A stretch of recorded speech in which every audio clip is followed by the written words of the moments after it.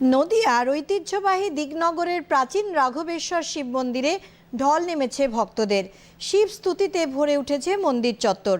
1591 শতাব্দে নদিয়ার রাজা রাঘবচন্দ্র রায় এই মন্দির প্রতিষ্ঠা করেন।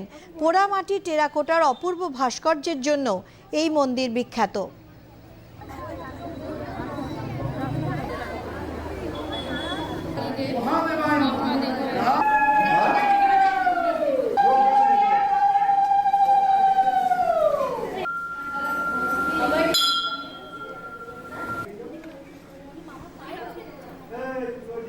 আমরা এখন সবাই এসেছি বাবা রাঘবেশ্বরের মাথায় জল দিতে। দেখতেই পাচ্ছেন কত ভিড়, কত বড় লাইন পড়েছে। অনেক মানুষ জল ঢেলে গেছে, আরো আসবে। অনেক রাত ধরে এটি চলবে।